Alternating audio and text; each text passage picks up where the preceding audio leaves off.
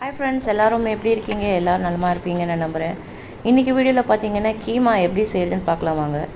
இந்த கீமா வந்து சப்பாத்திக்கு, ரைஸ்க்கு எதுக்கு வேணால் சாப்பிட்லாம்.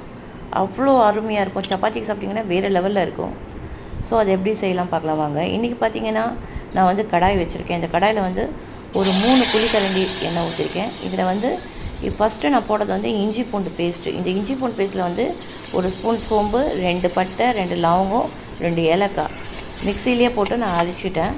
ஸோ அதனால் எண்ணெயிலே நான் அந்த மசாலா போடணும், இஞ்சி பூண்டு போட்டு கொஞ்சம் ஃப்ரை பண்ணணுன்ட்டு ஃபஸ்ட்டு இஞ்சி பூண்டு போட்டுக்கிட்டேன். ஸோ இதுக்கப்புறம் ஒரு பெரிய வெங்காயம் 2 வெங்காயம் நான் கட் பண்ணி போட்டேன்.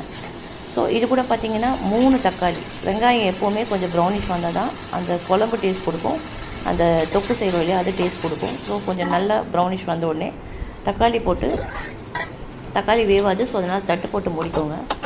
ஸோ இது கூட பார்த்திங்கன்னா நான் உப்பு, மஞ்சத்தூள் ஆல்ரெடி நான் போட்டேன், சரிங்களா. ஸோ இப்போ இதுக்கு என்ன மசாலா மீன்ஸ் ஒரு 4 ஸ்பூன் மிளகாத்தூள் போட்டேன். ஏன்னா இது ரொம்ப சின்ன ஸ்பூன். தனியாத்தூள் பார்த்திங்கன்னா ஒரு பெரிய ஸ்பூனில் 1 போட்டிருக்கேன், அவ்வளோதான். இது போதும். ஏன்னா நம்ம தேங்காய் அரைச்சி ஊற்ற போகிறோம். ஸோ இது கொஞ்சம் அப்படி வதங்கின உடனே கீமா நான் வந்து ஒரு 300 கிராம்ஸ் வாங்கியிருக்கேன். ஸோ அது வந்து வாஷ் பண்ணி வச்சுருக்கேன். ஸோ அது போட்டு நல்லா அப்படியே ஃப்ரை பண்ணிக்கோங்க. இது கூட பார்த்திங்கன்னா ஒரு தேங்காய் பத்தை நல்லா நைஸாக தண்ணி ஊற்றி ரொம்ப நைஸாக அரைச்சிக்கோங்க. இல்லைன்னா பால் எடுத்துக்கோங்க, கொஞ்சம் தேங்காய் பேஸ்ட் போட்டுக்கோங்க. ஸோ நான் அதை அரைச்சி ஊற்றிருக்கேன். இது அப்படியே தட்டு போட்டு ஸ்லோ ஃப்ளேமில் அப்படியே குக் பண்ணிக்கலாம். இல்லை ப்ரெஷர் குக் போடணுன்னு நினச்சா போட்டுக்கலாம். கொத்தமல்லி மேலே தூவிக்கோங்க நீங்கள். அவ்வளோதான் ஃப்ரெண்ட்ஸ். இது வந்து ஒரு எம்மியான டேஸ்டியான கொத்து கைமா.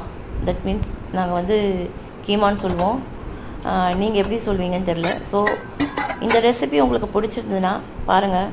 இன்னும் நிறைய வீடியோஸ் போட்டிருக்கேன், போய் பாருங்கள். இந்த ரெசிபி பார்த்ததுக்கு ரொம்ப ரொம்ப நன்றி.